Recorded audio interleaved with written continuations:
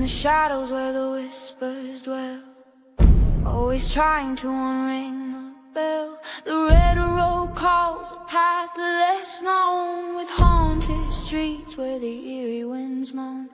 Creatures lurking just beyond the light, not just tales spun to frighten the night. The masquerade of ghosts, they walk along in this gritty realm. We're all too young. Take the red road, let the spirits unfold. Follow resonate falcons, let the mysteries be told. Through the dark we'll weave into the unknown, with each step we take closer to home.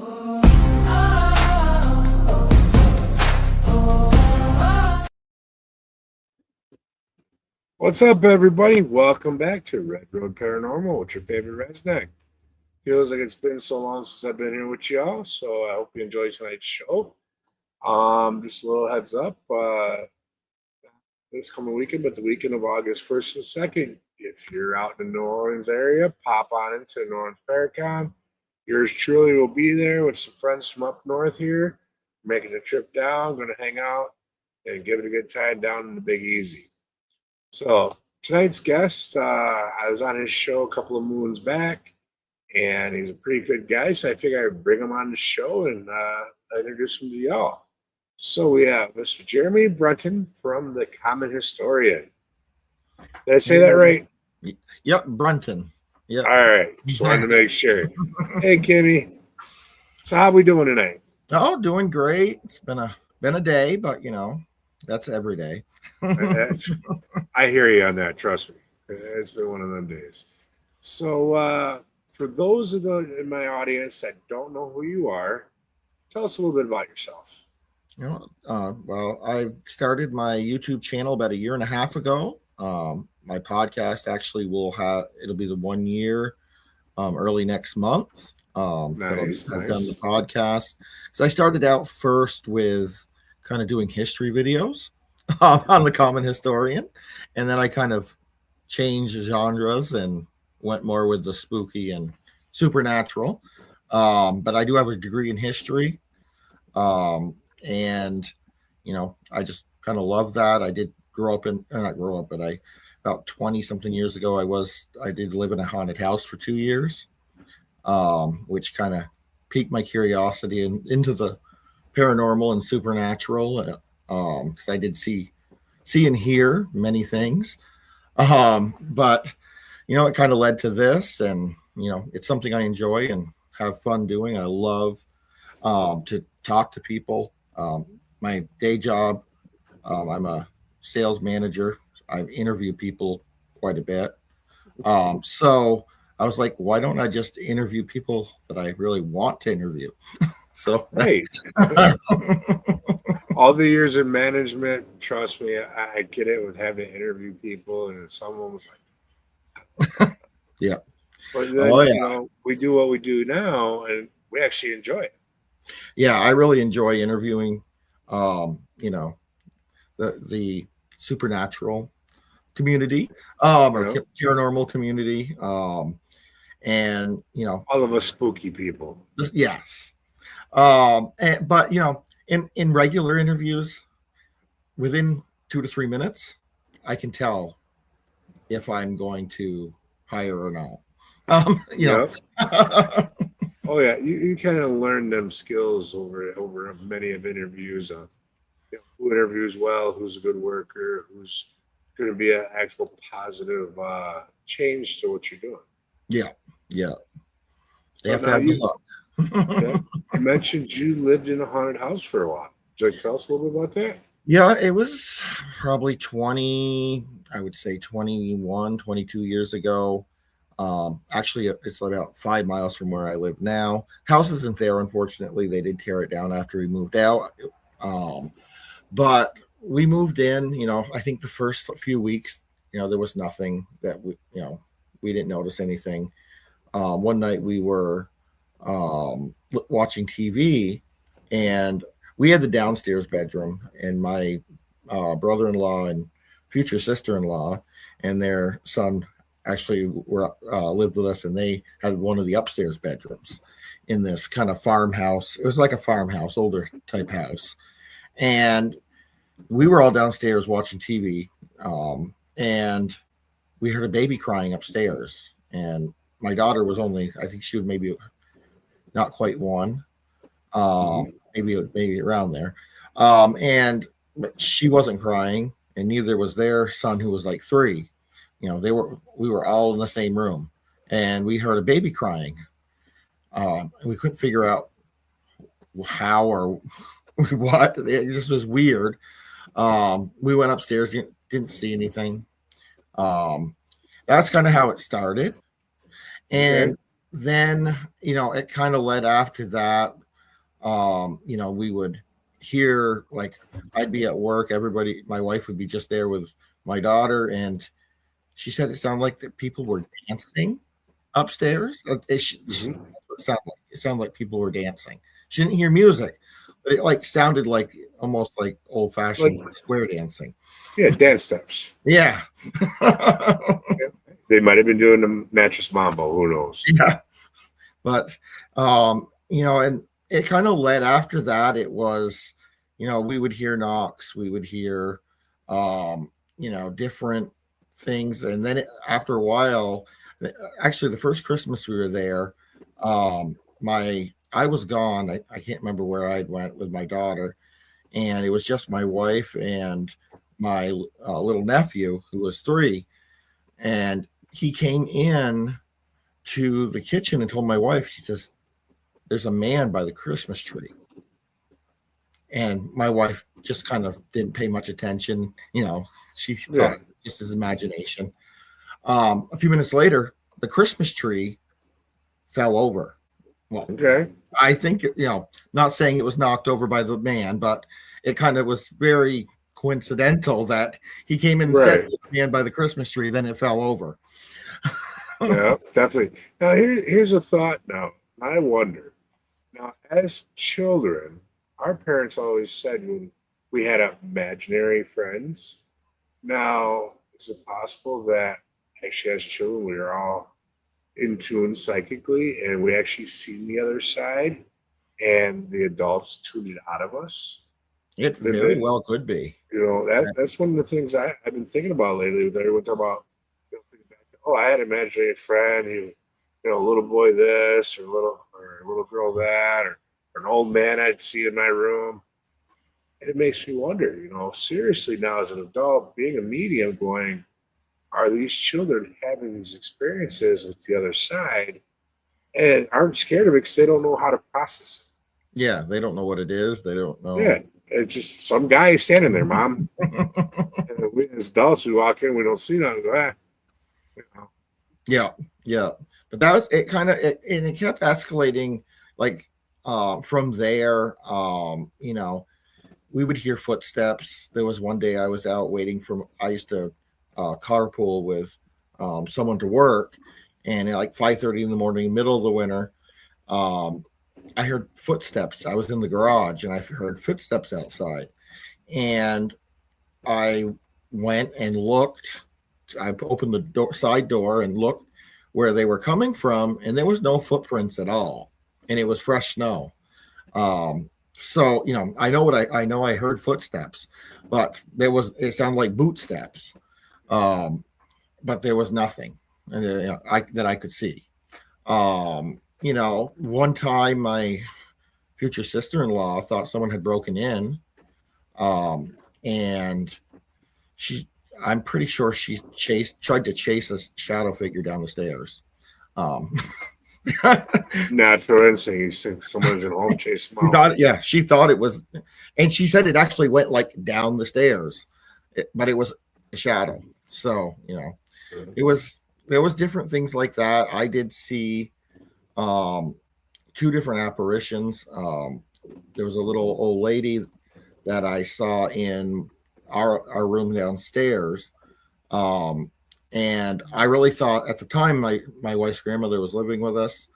And I thought it was her.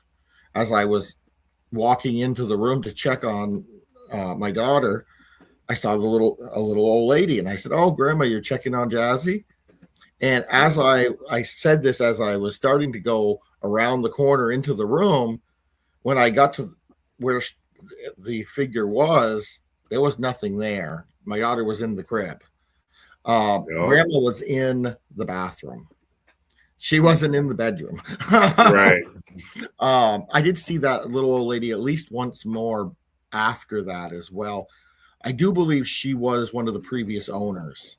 There was a little old couple that used to own that there. And I'm pretty sure that's who that was. That makes sense to me because I've noticed a lot of times you'll have couples that either build the house or spend their entire lives in the house, and that energy is soaked up into everything, and that's where they feel comfortable the most. So they come back to it because that's their home. Yeah. So you'll get that, and then notice a lot of times when the activity picks up, when people are remodeling, it's because you're like, "What the hell are you doing to my house?" Yeah. Yep. They don't like that. Right. So my biggest suggestion to anyone that's remodeling old homes, might sound crazy, talk out loud to the house. Be like, hey guys, I want to do this to this. I want to change this to that. What's your opinion? Are you okay with it? Give them a heads up. Yeah. And Well, soon I might maybe have to do that because we're getting ready to, when we first moved into the house, we didn't realize there was a leak. We actually had a plumber come in and check, and he said there was no leak. But anyway, we did find there was a leak, and it went underneath our kitchen, and all like not the initial boards, but all the secondary boards are all started to rot. So we need to tear out the whole thing and redo it. And this house was built in 1903.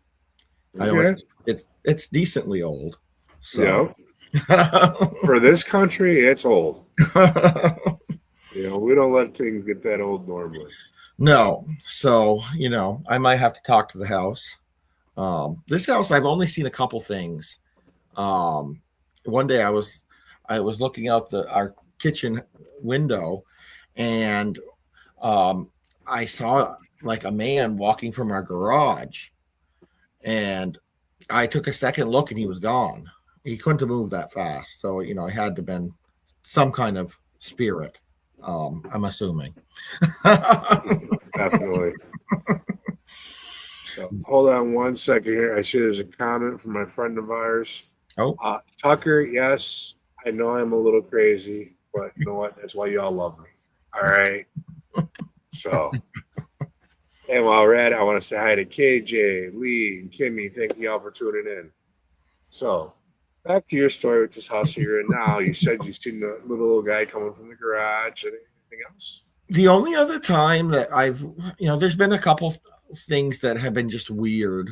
My wife hates I've brought home pieces of Wilson's Castle and the Wildwood Sanitarium in little jars that they sell. So she's not a big fan of that, but Yep.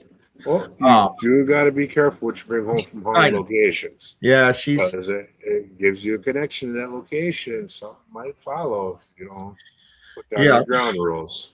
But I don't think that there's been anything since. The only other time is, when I first started doing the podcast, Heather Matson, the owner of the Greystone Manor. Before her interview, when I did these podcasts, I would put my dogs in their kennel. I've stopped doing that because, occasionally they bark, but they're not bad anymore. Right. But I went to put them in their kennel, and I walked by the upstairs bathroom, and I saw a full-fledged shadow figure, which I had never seen in this house before. And I happened to mention it to her, I think after the interview. And she was like, oh, it was probably just one of mine. They like to check on people that interview me. Yep. I just thought that was weird, but, they're just interesting. Yeah. It's very well possible that, those that have locations, even those of us that, believe in the paranormal, we do have loved ones, guides, spirits that do follow us everywhere we go. I know I have a whole freaking tribe that follows me when I go on the road. And I could see where some of them might want to see who you're talking to and who you're interacting with. I know a lot of locations I go to, they know I'm coming before I go. Yeah. I've had some locations who reach out to me, Wow. and then you go, oh man, it's nothing, you kind of dismiss it until you get there and something happens that clicks that memory and go, oh crap. Okay, all right, you did come to me. I get it. Well, what do we got to do now? But that was the first time and only time that I've had from an interview, just interviewing someone, that I've had an experience. And I think it was because I haven't seen that shadow figure since in the house. So I think it was just one of hers coming to make sure, check me out before she interviewed with me. We'll see if we'll see if it returns, because she's coming back on my show in August. So nice. Yeah, definitely throw up a couple of GoPros around the room and see if you can capture anything. Yeah. And then up here there's some occasionally I get a weird feeling different places, but I don't think this house is overly active. To be honest, but I'm also considering it against probably the 2 years I lived in the very haunted house. Well, there might be spirits there, but they're kind of doing their own thing and letting you do yours. Yeah, that's where you get with a lot of places you go nowadays, or houses that are there. You coexist, and they realize, hey, if I leave the fleshies alone, they'll leave me alone. They won't be calling anybody in to kind of kick me out. I'm a firm believer that they kind of keep to themselves at that point, unless you're open to it and you want them experiences. Yeah, then you'll probably experience more. But no, I'm glad that they are chill here. I've had my fill, even though I do I went to Wildwood and did an investigation in May and absolutely loved it. There was never a moment I was scared. I was, standing in the basement in the dark.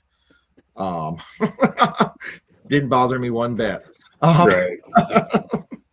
Well, if you're going to be in the paranormal, you got to get used to standing in creepy places and pitch black.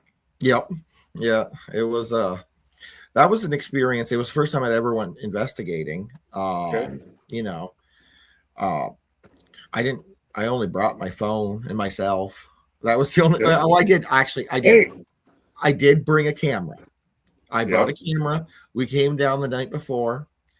In the hotel, I charged the camera, made sure it was all 100%. I got to Wildwood. We did the tour with Zach. I went to take my camera out. Completely dead. Completely. Like it wouldn't even turn on at all. I've had it happen several times. I'll charge everything up before I go, and within an hour of being on site, batteries are shot. So I've got to the point now I carry big charging packs that you can the multi-cell ones, and that's where I run my cameras off nowadays and most of my equipment because they can take some of that power, but I still got a couple hours to work before they drain it all. Yeah. No, this one, my camera was completely dead. And I double checked to make sure before I left the hotel, it was 100%. And it wouldn't even turn on. It says, please charge. What's even freakier, though, is when you get that message on location, you're okay, and you get home and you open your camera up and it's fully charged again. Oh, yeah, that would probably, I've had that once or twice where they're like, no, you ain't filming tonight, guy. You're just hanging out with us. But no, I used at Wildwood, I used I went with Misfits Paranormal Crew. It's a local group here. And I kind of used a lot of their stuff. I became an expert at trying to manipulate the cat balls or getting them to manipulate cat balls, which at the Wildwood worked very well. I put them in the cellar or the basement. They had this sturdy table, and I put it in the middle of the table. I went on TikTok live with it for like an hour, just talking to, well, the TikTok people, but talking to the spirits. Yeah. And before I started talking to them, I stomped all the way around the table to make sure that, it was not going to make the cat ball go off. Yeah. And I also put one, I think that they have like this tub in the basement as well. I put one in there as well. And then, but when I asked, I was like, if there's anyone here, can you make the cat ball go off on the table? And while I was on TikTok live, on cue, it went off. A lot of times that I asked it to. And then occasionally it would go from the table, and then the bathtub would go off randomly. Yeah. So like we're here, we're over here, back and forth. We get that a lot, that they like to play with the equipment, kind of run around, and depends on what you're dealing with. I've noticed like a lot with children, they'll just hit the equipment one right after another. Yeah. Cycle it.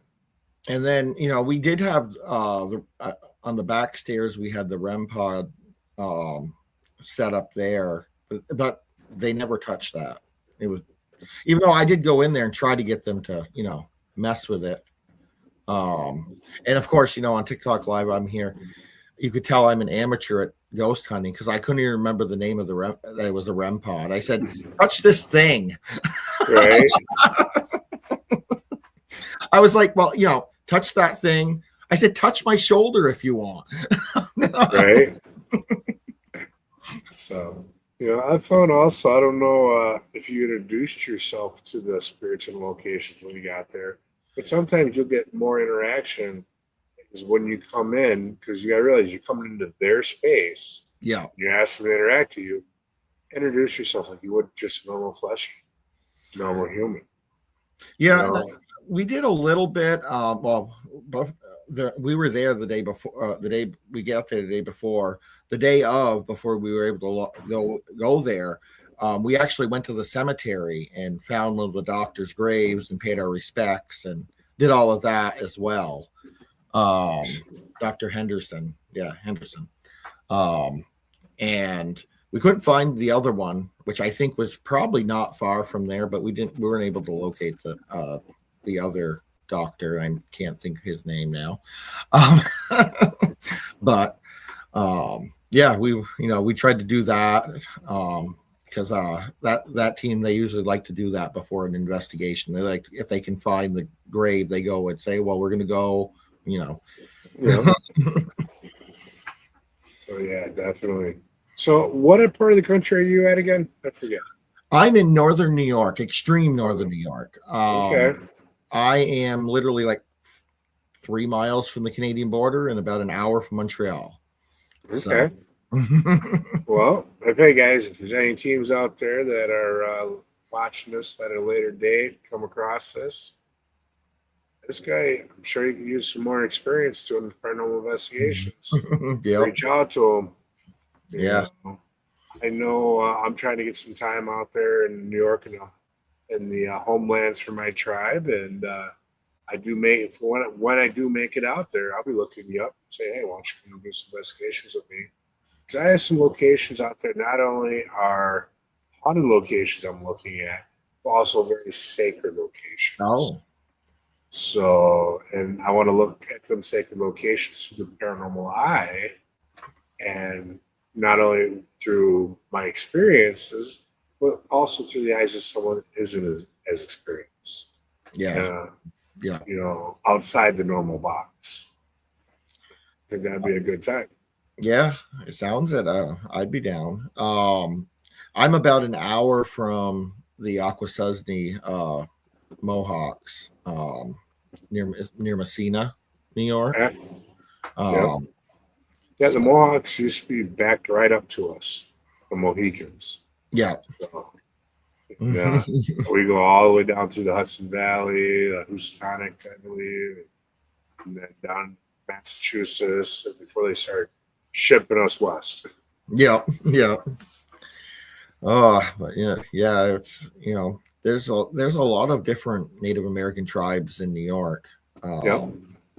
I think that they were.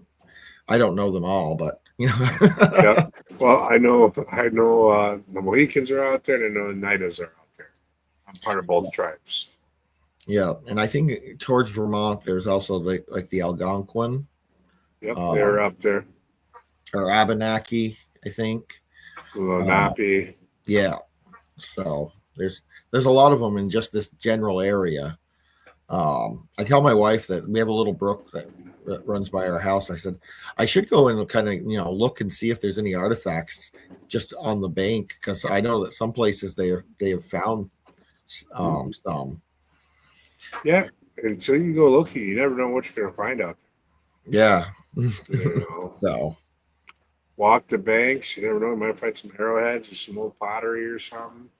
yeah. You know, just remember now, if you go out and do that, you find something before you take it, ask permission and give something back. So, Okay. with me being a smoker, I always have tobacco on. And if I'm out on investigation, I have my tobacco pouch with me. Oh. So if I pick something up, I turn around, give thanks, and I give tobacco right back.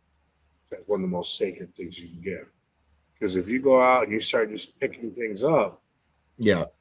you're asking for some trouble then sometimes. Yeah, they're not going to like that very much. Right.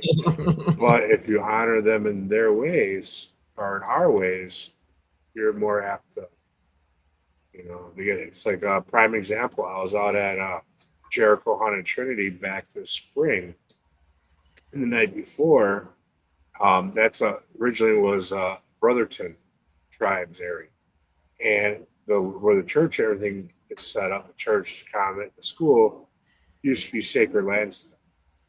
Well, that night before we did our investigation, I was sitting there playing the American drum music. And the whole place went still, quiet, like you get a pin drop. You can feel like all eyes are on you. So I did that. And then I was there by myself. I went out to the church, did some filming on the steps for like an intro, because eventually I'm going to make all this time I've spent there into a documentary. And after I get done doing that, I'm walking back forth to the convent and the church, hauling all my stuff back, and I forgot I left my phone on one of my phones out on the steps. So I go out and grab it, and as I come back the same path that I've walked now 6 times, I found a piece of cedar branch. There's no cedar trees and nowhere near where this was. The closest cedar tree is probably 100 yards away. Oh. So how this piece of branch, about yay big, ended up in my walkway, I can explain it. I had to look at it as a gift from them to honor for what I did. So before I picked it up, I broke up a cigarette, took all the tobacco out of the tube, put it down, said thank you, picked up the cedar, and took it into the convent with me. And then to also help the location, I found a little bowl there, put half that cedar in a little bowl with a piece of sweetgrass, and I left some sage behind, for the location itself. And it sits on a shelf there. No one ever messes with it. That since they honored me, I had to turn around and honor them back. Yeah. Yeah. So, and just remember, anytime you take anything, give back. Just don't take. Yeah. Yeah, I'd heard that. I think actually we probably talked about it when you were on my. We might have. Yeah, we might have. We talked about a lot then. Oh, we did. Yeah, that was a really good show. So yeah, if you guys check out the Common Historian, I was on there about 2 months ago, I think it was. Yeah, I think it was about 2 months ago. Yeah, it was about 2 months ago. It was a good interview, good time. Go back and watch it, guys. Yeah, I'd appreciate it. But yeah, no. Nope. You looking to get out more and do some more investigations in your area? I'm hoping to. I don't have anything planned right now, but okay. I'm hoping to get back to Wilson's Castle. I went for like the regular tour there. I haven't investigated, but I'd like to investigate there sometime. Okay. Would love to go back to Wildwood again. All places I haven't been to yet that I'd love to go. I'd like to go to the Hinsdale House as well. That, you know, That is on my bucket list. And honestly, it's not because of the house, it's because of the land. yeah. I wanna go investigate the actual land surrounding the house, Yeah, you know, we had so much going on when we were there for the investigation that we didn't get to go to the Hinsdale. You know, but it's on my list. I want to go to, you know, Gettysburg. I want to get there sometime. Gettysburg's Bash this weekend. I know. I wish I could afford to go. Same here. Same here. You know, if I wasn't going to New Orleans, I would have tried to swing Gettysburg this year. But I committed to New Orleans earlier in the year, and I'm looking forward to it. So maybe next year I'll make Gettysburg. I was in New Orleans last month for a different reason, for a work conference for Ed Tech, but I did go on a ghost tour in the French Quarter. That was fun. Okay. What tour company did you use? I went with, oh God, it was the Bad Bitches tour. Okay. Because it was the latest tour that I could find. Ghost City, is it? Yeah. Is it Ghost City? No. Ghost City Tours. I think that's what it is. I don't remember off the top of my head. I'm pretty sure it's Ghost City or something like that. Okay. What I was looking for was the latest tour because the one night I had, I didn't get out of the conference until 6:30 at night. So most of the tours were starting at 7 or, you know, 7:30 or 8. And this one I think started at 8:30 or 9. So that's why I went with the latest one, just because I normally after in the evening, me and my boss go and we go out to eat after. Okay. So I wanted to make sure I had time for that. Because like this time it was my 12th year anniversary of my work anniversary. So he wanted to take me out and stuff. So I wanted to make sure I had time to be able to go do that after the conference and still make the ghost tour. So yeah, it was called the Bad Bitches tour. We found, you know, they went and talked about all the bad bitches of New Orleans, and there was quite a few of them. Nice. And of course, you know, they also talked about a few of the different vampire lores and stuff like that, which was cool as well. The one thing though that kind of was weird after we ended up at Marie Laveau's house. That's where it ended. Okay. And you know, I was all gun ho. I was, you know, it was like maybe not. I think it was like 9:30, maybe 10 o'clock at night. And I was like, I don't have to be at the conference till 10 o'clock or 11 o'clock the next day. I was like, I'm gonna go and walk around the French Quarter and go walk down Bourbon Street just to walk down Bourbon Street. But I had this like weird feeling. I can't explain it. It was just like my chest got tight. I just felt like I needed to leave. I had this like really bad feeling. And I was all gun ho to go, and all of a sudden it just came over me, and I was like, I went on my phone, got the Uber, and I went back to my hotel. That was your intuition telling you that was not the time. There was just I don't know what it was, but it's just it was like, you need to get out of here. And I'm not someone that scares easy or anything. I had like this, it was a compulsive feeling that I needed to leave. That was your intuition and your guides. They're protecting you. So I don't know what it was causing it, but it was like a complete 360 within like a 5-minute period. Yeah, you got to pay attention to them things when that happens. That's our natural defenses. Yeah, so that was a weird thing that happened in New Orleans, but I still want to go back. Yeah. Well, hey, I'm hoping they do this as a yearly thing down there. Might want Yeah, to keep an eye out and come down for next year's Paracon. They keep yeah, going. I'm hoping that they'll do it again, because I really would like to. I would like to have made it. I said I wish that conference would have been like, a little bit later, so Yeah. would have overlapped a little bit, Right. because I would have, mixed for both. Yep. Exactly. And the So, packages that they had for those that wanted to vend, it included your vending space, your hotel room, and everything was well reasonably priced.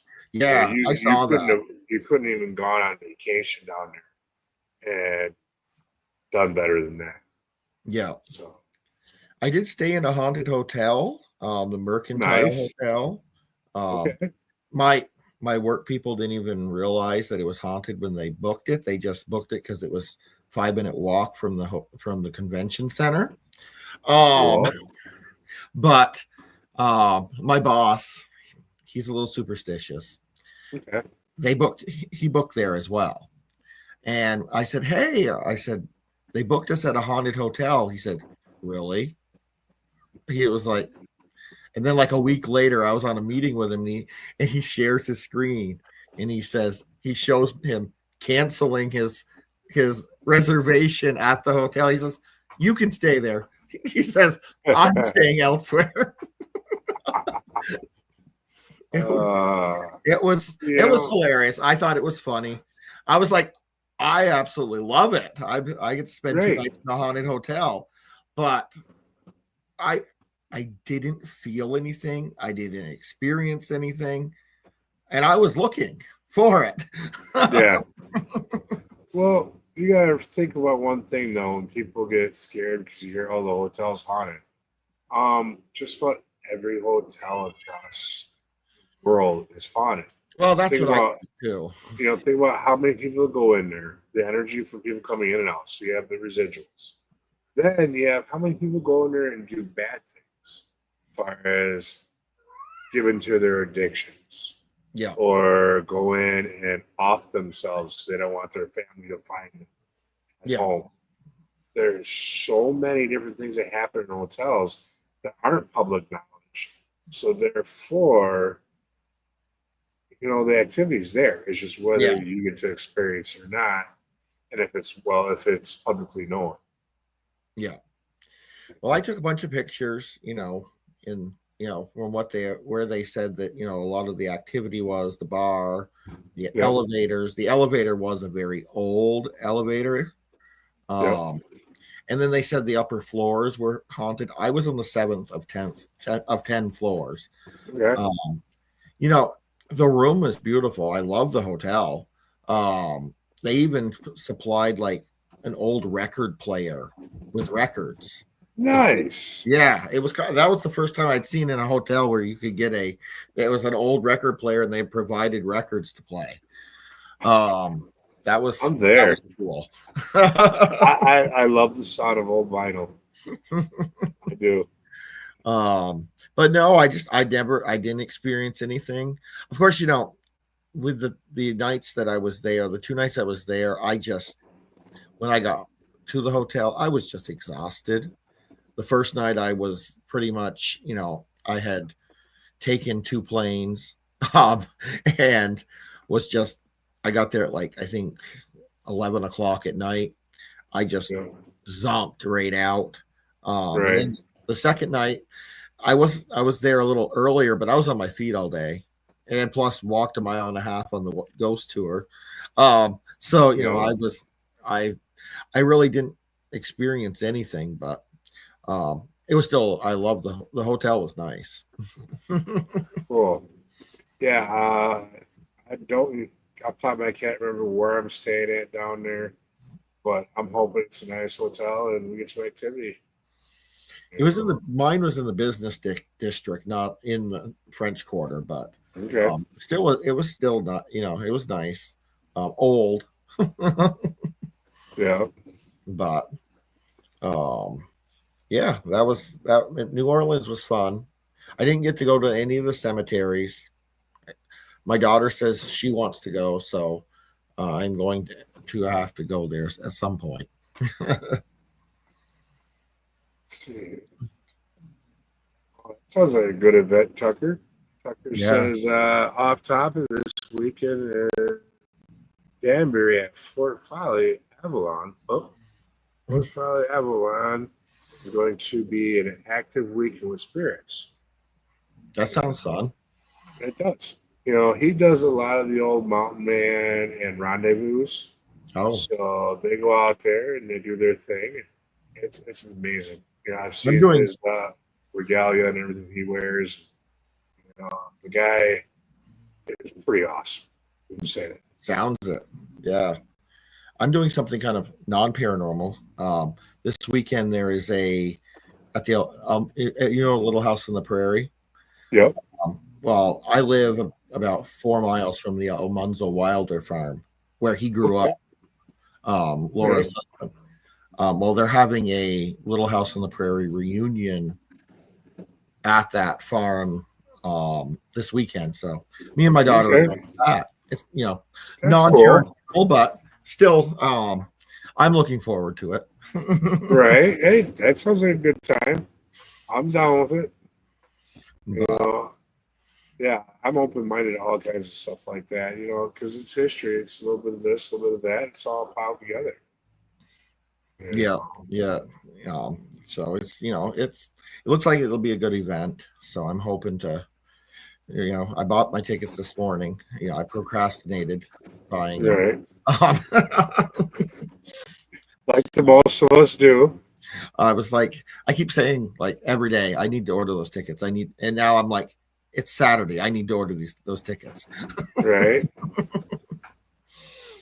Oh, but no, that was a that should be fun this weekend. I don't have a lot coming up. I am, hoping if there's any libraries out there that would like to have me. I have a presentation that I put together when history became haunted, and kind of going through how history, trying to compare some of the folklore and history to the hauntings, Yep. different things. I have a few different examples in my presentation. There's something new I'm trying. Okay. Hoping to book a few libraries, even if it's locally around here to start. Yep. Oh, yeah. Start local, because as soon as you do something like that, the word will spread. Yeah. Prime example with me is the Ho-Chunk tribe, which is about 12 miles to the west of me, got one of my cards somehow at one of the events I was at. They had me come out and do a presentation and talk Bigfoot to their youth and to their tribal members last fall. Oh, nice. Well, their other part of their tribe, which is so considered called Winnebagos, out in Nebraska, got a hold and go, hey, you're a Native American and you're a medium, a paranormal investigator, and you're into cryptids, you like to talk about Bigfoot. How would you like to come out to Nebraska at an event and talk about Bigfoot to our youth and our tribal members? Oh, that's really nice. It happens. So once you get your name out there, you start doing these things, it will spread and you will get more. Yeah, that's what I'm hoping. Start local. Go down to your local library and say, hey, I do presentations, I have a podcast, promote the hell out of yourself. Get a little bio together and drop it off. I'm pretty sure you'll start getting some of that library time. Yeah, that's what I'm hoping. Start off local and kind of, expand from there. But, that's I have that presentation. I'm working on a couple others as well. It just takes a little while to get everything together. Right. See, that's me. Lots of ideas. I have a ton of ideas and I can do things on the fly, but for me to sit down and actually put together an actual presentation is like pulling teeth. Well, I do this quite often for work. So it's, it's just getting me to sit down, think exactly what, the flow I want, how I want it presented, you know. That's the challenge. Right. So, but yeah, that's I enjoy doing that though. I've gotten used to pretty much, speaking like here, podcasting is easy for me. Presenting Yeah. through Zoom or internet. This last April, I did actually have a chance to actually host a paranormal panel at the Vermont Horror, Sci-Fi, and Fantasy Expo, Nice. which was it was the first. So glad that I did it for 2 days. I did Saturday and Sunday. So glad on Saturday Nate was on the panel with me. Yeah. Nathaniel. Oh, yeah. That's my buddy. He sat next to me on purpose. He thought, he's so it, because I was a little nervous the first day. The second day I wasn't nervous as much. Yeah. But it was the first time I'd ever hosted a panel. And it had Nate, it had Adam Berry, Scott Baker, who was a author, and I can picture the guy. I can't think of his name. He was another author was on there as well. And we just kind of talked about personal paranormal experiences and kind of dove into that. But it was fun. It was my first time doing it, but it was amazing. Hoping to go back there and do it again next year. So nice. Definitely. Well, hopefully we start crossing paths at some of these conferences and conventions. I know, like this year, my very first time coming out east will be for Mass Paracon. Sam Baltruse's Paracon. Yeah. Out there vending. Not speaking at this time. Might be participating with the investigations afterwards. Not sure yet. But I'm hoping that starts opening doors out there for me to come out east to the homelands more. No, that'd be nice. This year, I'm probably not going to make too many conferences. I'm hoping to do a lot more next year. This year's kind of been I did the Vermont one because it's decently local for me. Yeah. But other than that, I'm probably not going to make any of the other ones this year, but my plan is to hopefully make, quite a few next year is the goal. Kind of building this year, kind of building my YouTube and focusing on that. Hey, that's what you got to do. You got to get your priorities in order and get everything set up so you can actually go out and do things like this. Yeah. So, yeah, but definitely. I got a buddy of mine I met a few years ago at a conference who does Bigfoot stuff. He's out from the Vermont area. I'll have to look him up and maybe get his info over to you. Yeah. See if we can't get you guys hooked up together. Yeah, that'd be nice. He's several books on Bigfoot he's written. Really cool guy. Real down to earth. I live in the Adirondacks and I never went Bigfoot hunting before, or whatever. I don't know what they officially call it. Bigfoot hunting, squatching, watching. What? Yeah. Never done that. I've never really had any experience with cryptid. They fascinate me, but never really had any cryptid. Well, with being a historian, you got to get into that next now. Because I know. They've been in our history, Bigfoot and a lot of the things that they talk about nowadays, about being cryptids, have been in the Native American culture and lore from day one. Yep. Your Wendigos, your Bigfoots, even your Dogmen. And even like the lake monsters as well. I know, I was talking with, who was it? I think Ron Murphy Jr. We talked about lake monsters on one of our shows, and like he said, there's most lakes have a lake monster, and it comes from the Native Americans mostly. They're the ones that have seen it and passed it down.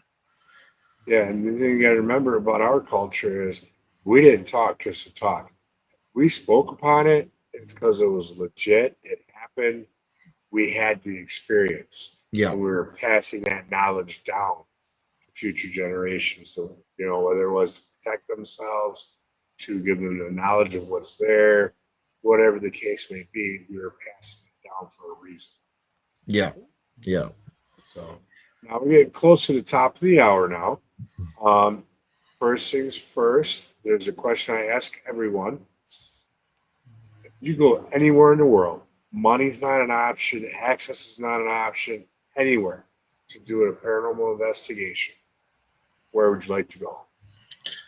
Well, I think that there's many places, but you gotta choose one. I would have to say Edinburgh Castle in Scotland. Okay. That is one of my bucket list places to go. Even investigate would be even cooler. that would be cool. I could dig that. That's a very common bucket list place. I've heard that a couple of times since I've been asking this question. So I have to agree with you on that one. That'd be an awesome place to go. I really want to go to all of England and Scotland and spend like 3 months there. Yeah. Oh, definitely. Ireland, Scotland, all of them over there. The whole UK. See, you talk about going on for a few months. I want to go spend a year or two over there and hit it. Oh, I would too. I would too. Every single location I can. I'd come back with so much footage. I'd be locked in my room for probably 3 years trying to get it all done, set up in the videos and produced. Yeah. It would. There's so much over there. It's such, and their history is really old too. Yeah. If you ever get a chance to get out here to Wisconsin, Broadhead Manor, we put on some pretty good events down there, and it is a very awesome place and a lot of history in there. A lot. Yes, I saw everybody went there. I was like, oh, I wanted to go so bad. That is, it sounds like a really cool place. It is. And I know I've heard your stories. I've heard some of Nate's stories. Yeah. Well, I'm sure you haven't talked to Nate since the Bearded Brawl. I haven't. He's walked away scratching his head even more. Oh, well, I talked to him prior to him going. But we had him scratching his head, from the first time he went there. He walked away scratching more, going, I don't get it. I don't know how. And he's a very logical thinking guy. Yeah. Very smart. He brings a lot to the paranormal community. And to stump him. Wow. I get a kick out of it. Yeah, I know he was a little stumped. He was excited to go back. So yeah. And this time he brought his woman with. Yeah. She had a very, very awesome time too. Oh, I imagine. I love Morgan. She's great. Morgan, she's great. She is. She's a hoot. So now, shameless plug time. How do people get a hold of you if they want to get a hold of you? Whether it's be on your podcast or for you to be on their podcast or find out what you're doing and keep up with you. What's the best contacts? You can always email me if you want to get hold of me for any inquiries. thecommonhistorian@gmail.com. You can find me, my main focus, where all my long form is, my interviews is YouTube, The Common Historian. I am on Facebook, Jeremy Brunton. I do have a Facebook group for The Common Historian as well, where I'll plaster you with, promotions for the podcast if you'd like to join that group. And then I'm also on TikTok. I think it's under Jeremy Brunton. Unfortunately, I don't have it all under The Common Historian yet. Right.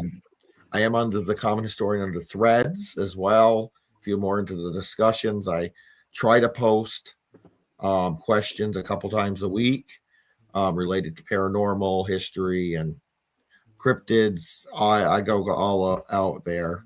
And then I'm also on Instagram as well. And I think I'm under the Common Historian there. So, Okay.